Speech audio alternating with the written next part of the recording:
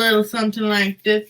Ladies and gentlemen, boys and girls, children of all ages, it is I, your four-time Ramblemania World Heavyweight Champion and the only female Ramblemania World Heavyweight Champion. I am here company with the man who needs no introduction himself, a champion in his own right, Wow. coming from Detroit, the land where no, SummerSlam's not going to be there, is it? Nah. I was close. All right, but one day, it will be one day. The Motor City is righteous. The one and only Abe from DET. Dun, dun, dun, dun. Wow, that was the best introduction ever. Hands down. Hands down. I'm trying to work on my promo skills. I told my boy who actually is in a wrestling company, like an independent one, I'm like, yo, let me be your fucking valet. I just want to throw somebody through a table though. Right. All you gotta let me do is throw someone through a fucking table and I'll do it. Sounds like a plan. Sounds like a plan. Like I won't throw you hard. Just let me throw somebody through a table. Before this all ends for me, I do want to go through a table just to see what it feels like. Right? One time. Like if I could just die after that, like that'd be good. Like Right.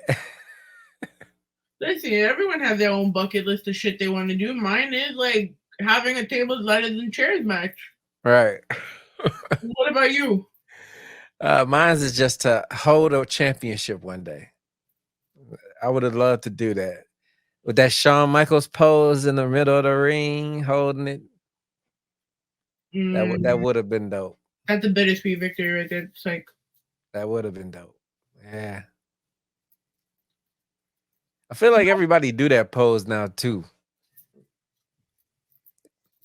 Shawn Michaels is a trendsetter. I think we all had our chance when that 24/7 champion could have came into New York. Yeah. If Rosenberg didn't fumble right after that one Mania. Facts. I'm pretty sure someone would have RKO'd him in the middle of fucking Hot 97. And we would have had a New York champ. Oh, man. I'm just saying. Yeah. Y'all got a better shot of getting a champ than Detroit. I don't think it's a Detroit wrestler anywhere close to a title right now. Can I ask a question? Like I know like people like you, Valid, y'all very wrestling heavy. But how heavy is wrestling down in Michigan? Oh, it's heavy. Heavy. Yeah, heavy. Like, Rhino from here. So he got some stuff going on with some independent promotions. So it's a lot of local shows around here. And when shit come into town, like Raw and SmackDown, we turn up. They know it too. Like when Shane made his return, that was here. I was down there. That shit was crazy. That shit was crazy. What do you think is the biggest pop your state has had as far as wrestling? That night was the biggest pop. When Shane came back, that was monstrous. And you might want to talk about, unless you're talking about like WrestleMania back in the day with Hogan and Andre the Giant. Now, that's a different type of pop, I mean, those are legends. Yeah, it was a different day. We talking about arenas and shit, normal shit. Okay. Yep. But how was the week? What's the vibes? How you feeling? Week was good.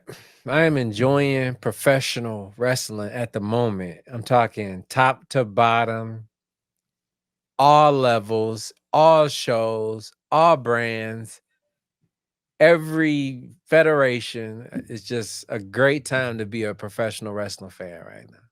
Did you hear that Shayna Baszler is going to wrestle for GCW? No, I did not hear that. I believe there was some type of like event that they got going up. I know they got other people, I think from AEW participating in that too. So it's pretty cool. Damn.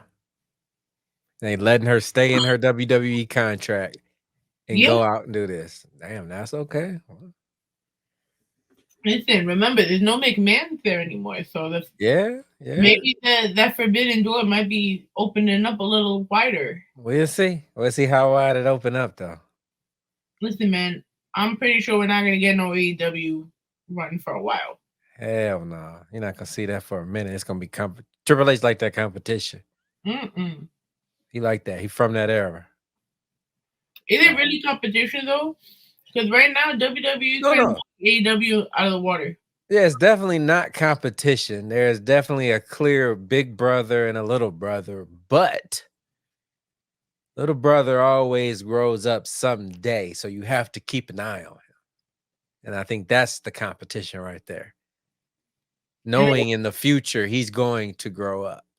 Because one day AEW, they will be able to compete. Like I forgot who I was talking to about this, but right now AEW biggest draw is Mercedes Moné. But Right? it depends on how you're looking at it. If you're looking at it from an entertainment standpoint, okay. But if you're looking at it like I'm just a wrestling fan, I enjoy wrestling and wrestlers who can wrestle well.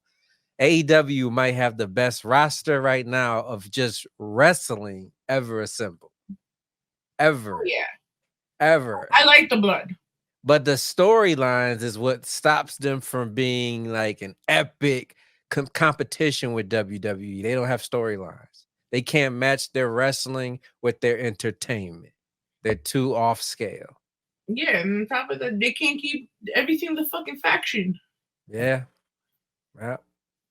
Like we a tag team here at the Ramble Zone, right? But that's cool and all. But we gotta have some singles too. Like, didn't Yeah. I wish there was like more, and even when CM was there, like I wish there was more story development because it always felt like it was short. Like I felt like the CM Punk Eddie Kingston was short. Yeah.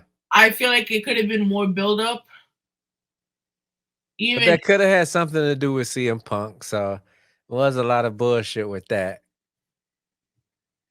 You know, I'm a fan of both. I will honestly, in my heart, say I am more of an AEW fan, but I am enjoying the fuck out of WWE right now. Like seriously, like they're bringing the excitement part back because also like we were talking about it, right? They're bringing like just off of Raw alone, they're finally bringing back what the fans missed from the Attitude Era. right, right, You know, they're going beyond the fuck the PG-13 bullshit, fuck the rated G stuff. Yes, they're a company that caters to a small demographic, which is the children. Yes, I understand it, but the wide pop majority is fucking anyone 18 and over. right. That's true. All right, I'm sorry. I as much as I still can't believe The Rock is a heel, right? Because he does so much good outside. Right, I thoroughly kind of enjoy his promos right now. man, he killing it. I Like can't even tell you how good it is right now. when he sang the Moana thing in a very creepy way, Oh, that was so disturbing, I was like, "What can I say? But you're welcome." man. And then the way the camera angle, I was done. I'm like, okay, Right. Then talk about looking in the camera, talking about Mama Rhodes. Come here, Mama Rhodes. I got something for you. That shit creeping. You talk about my mama like that, it's a problem. like I'm surprised Cody didn't come out that day and fuck him up. Right. You see, it was a clip out where Dustin Goldust was like, fuck the Rock. Yo, but I love when it came down to it. We're gonna talk about it obviously, but when it came down to the whole thing between Cody and Roman, yeah, I know the Shield, but don't Right. forget which tag team beat the Shield. And let me tell you, the last name starts with Rhodes. Yeah. Facts. Facts. Like, I'm still so upset that this is going to Netflix, and this should be like a Spike TV type thing. Right. Right. I'm enjoying this. It's like a rebirth of the Attitude Era. And so far, so good. So far, so good. But since we're talking about that sadistic bastard named Dwayne the Rock Johnson, let's go into what we saw yesterday, right? Right away. I mean, we got this new stuff, so we might as well get Raw out of the way because that's not our flagship show. Let's do it. So, We all saw that mighty pop that happened while Cody was doing his promo. Rock just came in and they fucking censored him for the first time ever. Um, Within that, you know,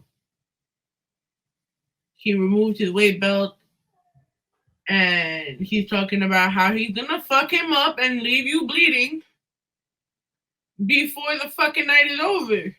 Right. No one understood what he was saying though.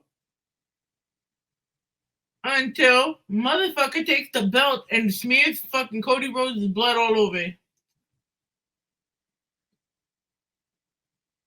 Sadistic. Sadistic. It didn't make me crazy that I was just like, yes. Yeah, that was that was a hell of a segment. I wasn't expecting The Rock to be there at the end. Once he showed up, I'm like, oh, he's out of there. He's on the plane. He's gone. So when he showed up at the end with Solo and Jimmy working for him, that was dope too. Well, he is the final boss. He's I'm loving that final boss shit, I need man. the shirt. I need a shirt. I need a final boss shirt. Like I told someone, I'm like, yo, I'm shameless. I don't give a shit. I will buy that final boss shirt. I will buy that shit, man. Final boss. That shit's so hard. Photo shoot. Watch. That shit's so hard. I had a photo of the final boss, and that was about to be my background when we came in. And something creeped me out by him looking over my shoulder. And I was like, what the fuck? But then, like, they're really building up this soon-to-be tension between Roman and Rock, though. Yeah. Yeah. But like, at the same time, getting Cody over. Yeah, because he's like, who's really in charge? The tribal chief or the final boss? All right. Got to plant them seeds. Plant them seeds. Man. But Rock, he 100%. He seemed dedicated in this. He is fully invested. He is into the story. This don't seem like it's just gonna be up until WrestleMania. Because you call him the final, him naming himself the final boss makes me think Roman will win. Because if he's the final boss, it's like that's a reason. The game just started. You know what I mean? So the title's got to keep going. And maybe Rock is the one that dethrones Roman at SummerSlam. And then he's the final boss to Cody to win it at Madison Square Garden. I think somewhere in September, I think they're going to be there. So we got to clip this and we're going to put this as a prediction. That's a prediction. That is a prediction. That is my prediction. I mean, that would make for a good storyline. Roman could take a break. Yep. Rock will dethrone Roman at SummerSlam, then hand it to Cody at Madison Square Garden. Not hand it to him, but he'll lose it to Cody at the Garden. And then that'll let Roman break Hogan's record, because by then he'll beat Hogan. I like that. Because I don't want to invest in Cody winning again. That shit hurt my soul last year. I'm not invested in the win. I'm not. Because think of it like this. They brought up the stipulation bloodline rules, right? Right. So that means they're going to win the tag team match, and then they're going to go and find a way to interfere in the match. And if not, they're still going to interfere in the fucking match anyways. Right. So it's still going to get fucked up. And then maybe, we got to remember, maybe Damian Priest is going to say, hey, I'm going to fucking cash in. If he cashes in on anybody, I'm telling you, it's going to be the world title. I don't see him coming anywhere near the bloodline or anything like that. I think they're going to give Drew his win. Right. But somehow this cash in is going to be a fuck up. Because right now you already see the lineage with Judgment Day kind of breaking down a little bit. You know, Dominic fucked up JD McDonough, like his shot against Ricochet, and people are flying left on the handles. I don't know. Yeah, what do you think now? Since we talking about The Rock, what do you think about him pushing this limit with the language and taking it back to TVMA? Well, I know the locker room don't like it because they get censored, they get fined, they get all this bullshit. The Rock goes in, does whatever he wants. Right. Do I like the TVMA? Fuck yeah, I do. And if I could see more blood to match that outside of what he did Right. to Cody, I would love it. Do I I li- think it's too much sometimes? I mean, you got one person acting like he can do whatever he wants because he technically can. he technically can. You can't tell him what to do. Who the fuck's gonna tell Rock what to do? He's the one that makes sure you all got a job right now. He's the chairman of the fucking board. He runs the entire interest for the company. You're welcome. What And can I mean? I Hey, told TJ this a year ago. We were doing this fucking podcast. I said, imagine one day The Rock is gonna own WWE. There the fuck you go. it happened. It happened. But it's not like it's a bad thing. I think he got good interest and he's gonna make the product better. It's already getting better. Already.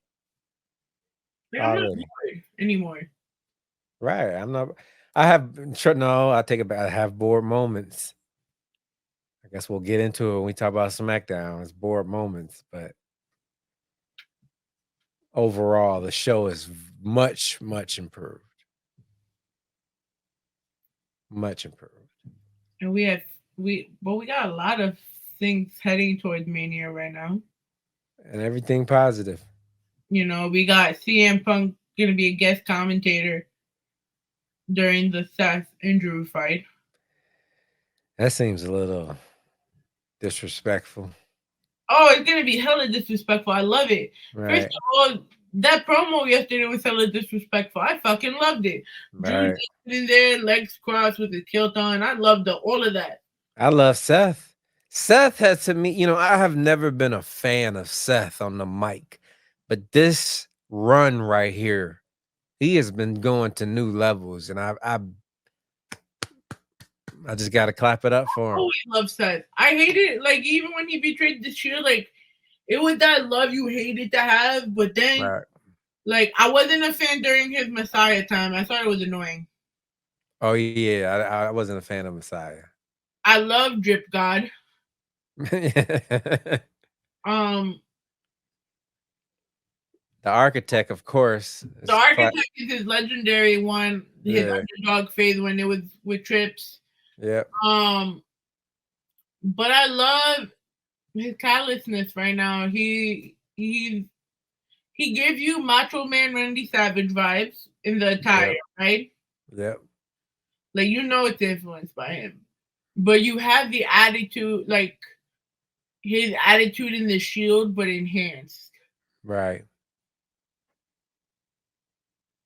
Right. Yeah. Seth is a certified first ballot Hall of Famer, hands down. No questions asked. He's an amazing dad, though. Like, so I'll be watching like shit on Complex, and apparently, so you know the Hot Wing show, With the spicy, yeah. I know whatever what you they call it, right? So they had mean.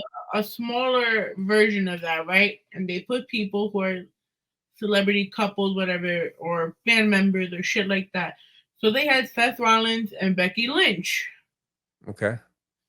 They had to eat the chicken with the spicy sauce if they plead the fifth on the question, pretty much. So Becky goes and talks about like what's your biggest accomplishment, stuff like that. It's like, oh, having our daughter, you know, that was his greatest accomplishment. But then she goes and tells him some shit like, so we teach our daughter to like say good things about people, even if we don't like them. Tell me three things you like about CM Punk. He ate the chicken so fast and put the spiciest sauce ever. Oh man, I bet. I was just like, wow, you really? When he got in CM Punk's face and kind of was spitting his face when he said something, I was like, "Oh shit!" CM Punk looked at him too, like, "All right, man, you pushing it." I mean, he's That ballsy. If he really has that injury that he says he does, yeah, then you would have had like he here push. First of all, he talking reckless. My man's was talking reckless on Raw. Who? Everybody was really, but which one? CM I think was Oh like yeah, wow. CM was. He was talking reckless. He He was was just oh, he was dropping some little Vince McMahon innuendo bombs. So and he was talking about who he told Drew, what did he say? that Who called you the chosen one? Say his name. and like who told you that making money off somebody else's name? Yeah. Good idea. Oh man, that was funny. And then Drew's fucking savage as shit. Right. But before we start rambling off to everything about Monday Night Raw, Uh-huh. are you ready for the SmackDown, sir? Let's do it. In the name of the Bob Marley God, our friends in the Ramble Zone, the Banter Club, the Twin, and the I Zombie from New York to Michigan, I now declare this what's SmackDown on SmackDown. Ding, ding, ding. All right, so we are talking about SmackDown on March 22nd. Tell us about the ratings, my friend. The ratings on SmackDown this week, March 22nd, episode of SmackDown on Fox Broadcast Network averaged 2.234 million viewers, in line with previous week's 2.340 million. The average through 12 weeks this year is 2.413. Little difference from last week from The Rock not being there, and not much. I mean, listen, man, the way that standoff went between Cody and Roman, and they doing smear campaigns on the Pat McAfee show. Right, right, right. It's turned WrestleMania turned into more politics than it did fighting. Yeah, that is facts. That is facts. Like I am on the board of TKO, and I own your paycheck, I own your name, I own everything about you. The fuck do I'm I? enjoying it. It's like a reality. It's kind of like a shoot. It's a shoot feel because he kind of telling the truth, but he playing the lines. I'm loving Like, every second. like I have a feeling the authority is gonna come back. I wouldn't mind it. Yeah, but the new authority, if Stephanie and is not gonna be there, that'd be weird. She might come back. You never know. Once the trial is over, she doesn't have to testify anymore. I'm pretty sure then she'll come back. I think it's honestly a wrap for the whole family. Yeah, it's looking like it. It's looking like it. But But Brock Lesnar is looking like he's getting cleared. yo, let's not even mention Brock. I had the weirdest dream last night. I don't even care. I sounded stupid when I was talking about it, but I learned after this to not sleep after eating calamari and fries, like right after. But I had a dream that I was dating Brock Lesnar, and he came to the door, and I was Wow. asking where my boyfriend was, and he's like, "I'm right here," but he was wearing the stupid cowboy Brock hat. So I was just so confused the entire time. And then I woke up and chucked everything because I was still confused from that, but everything else said I shouldn't eat before I sleep like that ever again. Yeah, I would definitely not do that. No more. But no, I mean, I'm glad he's getting his name cleared for like we know they all probably did something, but I'm Mhm. pretty sure he's also been he like I've seen a lot of him and his daughter lately and how he's supporting her. I'm like, I'm pretty sure he didn't want his kid to be dragged into this. All right, speak But somebody's. yeah, like this whole thing, like we forget, like yeah, we as media people, we kind of enjoy watching it because yo, this motherfucker finally got what he deserved. But look how many families are being impacted by this. Right, right. Some are either lying for their parents, pulling the fake PI stuff, but maybe they're just not okay with none of this and they can't say nothing. And then Right. their kids got kids or grandkids or some shit like that. Right. You never know. But at the end of it all, when all the dust is settled, the story will come out, a movie will be made of it, and we'll know it all. But what else more can come out of this story? Let's just hope that's it. Let's not say that. Let's just pray. That's all it was. Just Vince a little And sex freaky. traffic females and pass the shorty along to the whole crew. It can't get any worse than that.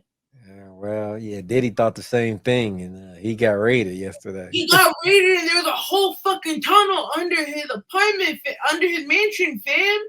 Yes. Like, they found tunnels. Like the Underground Railroad type of tunnels. What in the R. Kelly is going on here? Right. I don't know. I don't know. Meat strapped in a cage somewhere. There's Polaroids. I'm scared. Right.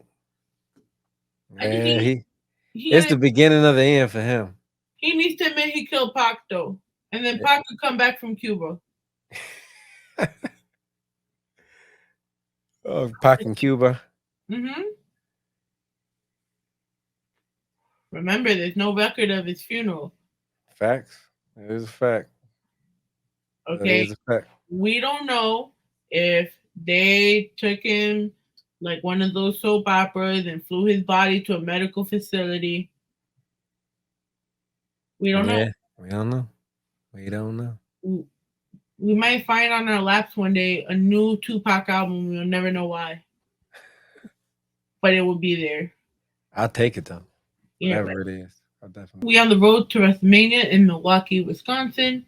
The usual WWE intro, then now forever together opening signature gets started, and we shoot to a live shot of the Fister Forum in Milwaukee, Wisconsin, and see Damage Control making their marks and arriving into the building. Inside the arena, we got Corey Graves and Wade Barrett, and they welcome us to the show as Rey Mysterio's theme plays. The WWE Hall of Fame legend emerges in a big pop and makes his way down to the ring for his first match back since his return from injury. We come back from the stupid commercial break and we see Santos Escobar making his entrance, and we return to the Phantasma leader making his way out to a ton of boos with a big smile on his face as he gets into the ring. What do you think of the match? But the match was a little sloppy. At one point, I thought Ray actually hurt himself. Like in the beginning, he was limping or something was going on. But it came off a little sloppy, and at the same time, I was expecting that match to be held to WrestleMania. So I guess they just gave it to us on the SmackDown. But they put it together. It was decent. Maybe they want to start something like later on. Like they want to start a longer storyline since he's been out. Right. But there was a lot of offense in this match from Mysterio. We had Escobar taking back over. While Escobar took over, we had a stupid mid-match break. But we see Escobar fucking Mysterio up into the steps on the floor and repeating the spot that injured him a few months ago. So that's the part where you were talking about. You saw him. Okay, all right. So the crowd tried to get Mysterio up on his legs again. However, Escobar silences them by taking Ray down with a big spot. He yells, "I'm not gonna stop," and then hangs Ray upside down to the corner and goes to work on him. He goes for the sphere, but Mysterio moves and Escobar crashes and burns onto the floor. The masked Rey Mysterio, Ray comes to the top rope and launches himself into Escobar on the floor for a huge pop from the crowd. Back in the ring, Ray heads to the top rope and connects with the seated senton. Moments later, Ray had wrapped it up, but of course, we see somebody in the Rey Mysterio mask. The masked Rey Mysterio impersonator gets involved and helps Escobar pull the comeback victory over the Hall of Fame legend in his return bout. The crowd loudly boos as Rey Mysterio's masked impersonator removes the Rey mask to reveal, of course, it is his son. Dun dun dun. Who else? Of course, I want to fuck you up. Of course, Dad. Right. I don't know, man. Like I said, it was decent, but I'm done with this Mexican on Mexican crime. You know, it's like black on black crime. It's the same thing. It's just they've been stretching this out on and on and on. Let them all do some other shit. Jesus Christ. I mean, who else are they gonna fight right now? I don't know. You got to make it. I guess you got to stretch it to Mania, but after Mania, that's enough. No more LWO. Break that up. Let everybody do some new shit. I shit. We head backstage. We see Bailey and the beautiful Naomi hanging out and being friendly when Bianca comes up and takes issue with it because she feels like Bailey ain't shit for what she's done to her with damage control over the last few months, and she doesn't know what Bailey's been up to since Naomi was in TNA. Right. Um, Naomi told her, "I don't care what happened in the past, but you can't do this alone." Because damage control is picking them off one at a time. So she told Belair that she'd be down to help her. Good Um, segment. it was a good segment and a lot of that women power right there. Right, right, right. I like how they're blending all these people together. You know how Mania, you need multiple people in multiple segments so everybody can get their moment at Mania. And I can see this how they're packing Naomi, damage control. So we're gonna get something like that towards Mania. Why don't you tell us about the tag team eliminator tournament where we had the OC versus Grayson, Waller, and Austin Theory? Do I have to? I mean, because I didn't want to do it. I mean, damn, this shit was trash. Of course, Grayson Waller and the young kids is gonna win. The OC is gonna do the job. I mean, it was filler, filler. I feel like all of these matches are fillers. It felt like it. And it's not even like maybe they're not fillers. It's just our main course right now is so fucking good. It's like everything else. Like, what is How this? they comparison. Yeah, what are these? Baby carrots? Who the fuck cares? But we were graced with the beautiful presence of our girl Naomi. As when we come back from the other commercial break, we first see the footage of Roman's appearance on the Pat McAfee show. We come back to feel the glow comes all over to this arena. The lights go down to the neon clad superstar and emerges and heads to the ring for the next match of the evening. Once she gets in the ring, damage control theme hits, and then everyone who's not Io Sky comes out. We cut to the back where we see Io Sky fucking up Bailey, and that's horrible, being that this is the Bailey Society Appreciation Society. But when she's done fucking Bailey up, she heads out to the ring. Io tells the troops not to come down with her. Naomi attacks right away and hits and shoulder shrugs her into the corner. She gets a scorpion kick from Naomi and she keeps up her corner offense. Io fights back with the elbow, then a kick and jumping her Karana. Corner drop kick from Sky and follows up. Naomi fights back with an Enzuigiri out of the corner, then drop kick. A swimming bulldog from Naomi connects to Sky and then takes the powder. And we head to the mid commercial match break and the match continues. When we return, we see Sky in the offensive driver's seat. She hits a big Meteora spot for a close 2 count. Naomi starts to show signs of life and begins fighting back in competitive form as the crowd is fucking rallying behind her. Damage control runs out and on the distraction allows Sky to take back over. After finishing this one off the top rope over the moonsault finisher for the pinfall victory, afterwards damage control beats the fuck out of Naomi. Naomi fights back, but Asuka sprays her eyes with poison mist as they celebrate over Naomi's fallen body. Bianca's theme hits, and the crowd fucking explodes. Here comes the EST, who starts molly whopping all the damage control by herself. Woo! Yeah, but it was a good segment. Great segment. I love the whole setup. And one thing I did appreciate about that whole storyline was when Naomi had to shield Bianca from getting beat down. I appreciated that moment right there. Like, okay, they gonna stick together. That's what made me think they gonna be the ones who gonna challenge the Kabuki Warriors. because she had her back. But it was a good segment, and I like the way they plan this whole Bianca thing. Maybe it might turn her heel. You never know. Yeah, but I don't want her to turn heel on Naomi. I wouldn't mind it. I I would be wouldn't so mind it. glad. Stop. I wouldn't mind it.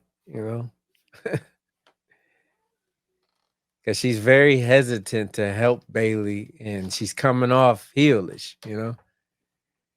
So we'll see. Yeah, because Bailey's finally babyface. Right, right, right. But ooh, tell us about Jade. I know we waited for this one. Yeah. Jay signed officially to SmackDown. Breaking news. Appearance is next Friday night. Okay. Appearance, so that means just show up maybe backstage, bump into somebody. I think she's gonna come out and talk. I want to see her utilized. I think she should have been in something already, headed to Mania. But if her wrestling isn't up to par like they've been saying, then I understand holding her back. I mean, I feel like at AEW she had work to do too. Yeah, yeah. Everyone needs to, especially if you're gonna be on the brand like the E. Right, right, right. You said the E? The E. The E. They're just the E. See, like Yeah, this letter E, but just one E, not just all. one E, not all of them. Okay, I got you. I guess. We still here backstage. Pretty much Kevin Owens is talking about how they just want to go back and forth, and the prize fighter is seen by the Pretty Deadly. So pretty much he told them he's gonna pick a partner of his choosing. And then in comes Randy Orton that scares the shit out of Pretty Deadly. And he goes, "Hey, you wanna fight? You wanna be my partner?" He's like, "Yeah, sure, why not?" And Pretty Deadly ended up on the floor. Yeah, yeah. More filler, but something's going on. Kevin Owens and Randy Orton, they got to have some type of friction before that match. So I could see this definitely being the start of that. So we're now making our way to one of our last matches of the evening. The tag team eliminator tournament semifinals, the Street Profits versus AOP. Um, After an earlier today cinematic experience type of segment that sees LA Knight's fucking AJ Styles up in his home in his gym, only to be arrested by cops on the scene, we return back into the forum where we hear the sounds of the Street Profits theme music. Out comes the duo of Montez Ford and Angelo Dawkins as they settle into the squared circle for the second bracket of the two semifinal bout of this week's show in the ongoing tag team eliminator tournament, and we head to a pretty stupid match break. As we settle back from the break, the screen turns black and white, and the theme of the final testament hits. Out comes the author of Pain with Paul Ellering, as well as Karrion Scott Cross and sexy brunette Scarlett. Thank God for brunette Scarlett. The AOP duo of Akam and Razor settle into the ring, and bells get off, and we get started. We got a lot of good actions coming off the gate with the Profits jumping off to a strong start. Their larger opposition starts taking over as we head to another break. When we come back, we see the Authors of Pain dominating and seemingly having this one in the bag, only for the Profits to pull off the win at the last second. With the win, the Street Profits will meet Austin Theory and Grayson Waller next week's SmackDown, with the winning team advancing to the title match in WrestleMania XL. I liked it. I wanted. It was more than a filler. Yeah, it was more than a filler. Definitely, it was more than a filler. I enjoyed seeing the Street Profits get one step closer to being involved in a title match at Mania because they deserve it. They need to put respect on the Street Profits They name. definitely do. Put respect on their name. And they listen, man. Bobby Lashley in their corner too, and they dressing up in fine suits, man. Listen, man, that's a spiffy Yeah, tag team. they putting in that work, especially Dawkins. 'Cause I never thought I'd see Dawkins getting clean in a suit, but he pulling it off here. Right? He is pulling it off. I got to give him credit. Got to give him credit. But being that this was a very fast SmackDown, right? Yeah, it did.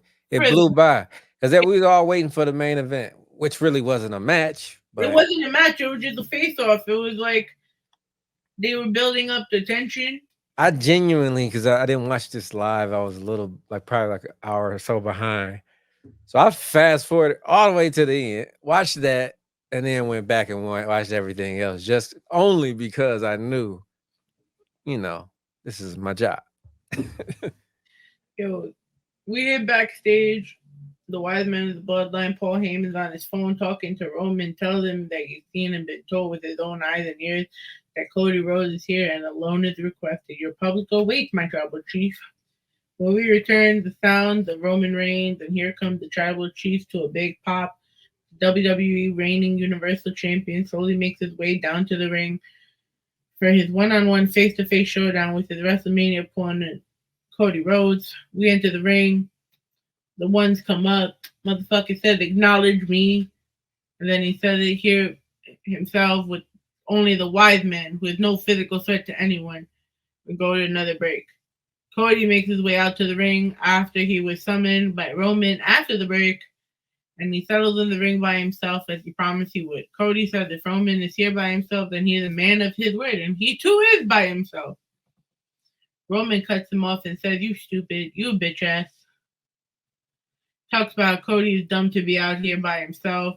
He brings how Seth freaking Rollins is supposed to have his back at Mania, but where was he on Monday night when Cody needed him? He tells him he comes here thinking that everyone's going to be honorable because he's motherfucking stupid. The Reigns bring up how Seth Rollins was in the Shield and how he betrayed him. Um, he then responds, bringing up how he got his bullet cuff links in his suit today as proof he knows something about factions, referring to the Bullet Club. Rhodes then talks about Rollins before turning things around on Reigns. It says he feels he can trust his partner, but what about Roman? Can Roman trust The Rock at WrestleMania XL? Then Roman talks about how Cody's the greatest number two of them all, because I'll be the best number one forever. As Cody continues to talk, he admits the next generation of fans growing up right now will probably want to be the next Roman Reigns, the next Stone Cold Steve Austin, The Rock, Ric Flair, etc. He takes issue with being called the greatest number two. However, it makes it clear he's number one. Cody then tells Roman good luck at WrestleMania before offering his hand for a handshake. Reigns ain't interested in shaking hands. Instead, he starts to talk off as Cody's hand is stretched out as a trademark of sportsmanship, something Reigns mocked moments ago by saying if anyone has a baby to kiss, Cody will make it part of his next ring entrance. Reigns simply ends up walking off with Heyman as his music plays. He stops and snaps his fingers like he's fucking motherfucking Thanos. Yep. And then we see Solo Sikoa and Jimmy Uso emerge from the fucking crowd with mean mugs on their faces. They hop over the barricade and walk around the ring to join Reigns down the aisle. Reigns rubs his hands together and smirks as Cody stares at him leaning onto the ropes.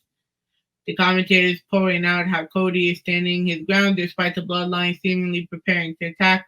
With that said, the camera angle changes and we see Seth freaking motherfucking Rollins and main event Jey Uso emerge from the crowd and align with Cody, and you see a 6-on-6. Ooh, I mean 3-on-3. You see that the bloodline is met their match. That was a hell of a segment. I thoroughly enjoyed it. And just the feel of all of those guys being there facing off, maybe not Solo so much because he ain't got shit going on, but the rest of them, it was like, all right, everybody there is a main eventer. Jimmy is, even though he a lackey, he's a main eventer. Jay, Seth, and Cody, of course, and, Roman, obviously. But that was a great segment. Great segment. Like it was a good way to close off a very filler type SmackDown. Yeah, yeah. And I enjoyed Roman's speech, everything Cody said, the final boss quotes he was making, comparing him to the tribal chief. I'm the final boss. Man, it was a great segment. I mean, everything that they're doing with the Cody Seth situation in both title pictures, home runs. I mean, I, I can't complain right now. Dwayne, Home run. thank you. Yes, thank you. Thank you, Rod. We owe Huh, you. We smell what you're cooking and we'd like seconds. we want more. We We want the want buffet. more. We want the buffet. Yep. But that's what SmackDown on the SmackDown. That's what's it. Uh, And a very midi type of vibe, but I would give it a little more. I wouldn't call it mid. I would say it was it was up there. It did its job. it did its job. It got us to next week. It made us want to watch Raw on Monday. Yep. So salute to them. Triple H, good job. Keep up the great work. Keep going. Keep going. We give you 2 thumbs up. Yep. But in the meantime, right, what do you got coming up? Where can we find you? And what next? You can catch me on every social media platform that exists on the planet Earth just by typing in ABE from DET. You can catch my live show coming soon, very soon on Twitch and YouTube. Woo!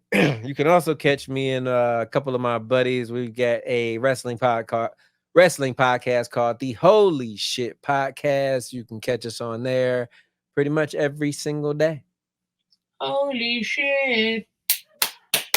Holy shit. You've had this the whole time and we could have used that. Oh yeah, I got a ton of stuff over here. Fuck you. You didn't show me how to do that. But what's up, bro? It's your homegirl Ivy. You can find us everywhere at www.rawzonenyc.com, everywhere at rawzonenyc. For me, you can follow me at iamivy.xo_, all of that good stuff, TikTok, Instagram, whatever. As for Ramblemania, let me do this correct. As per the Lord and Savior TJ the Great One, you can find us on Instagram at Ramblemania Show.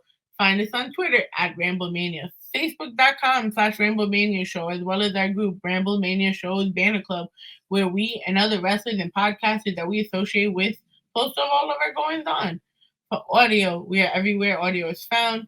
Apple Podcasts, Google Podcasts, Spotify, Stitcher, TuneIn, Anchor, everywhere audio is found. Search Ramblemania Show or Banner Club. For video, we are on Spotify Video, twitch.tv/Ramblemania Show, and click Ramblemania Show on YouTube. Once you're there, like the videos, click subscribe, and hit the bell so the content goes directly to you. Whew. I'm getting there, Tevin. I'm getting there, goddammit.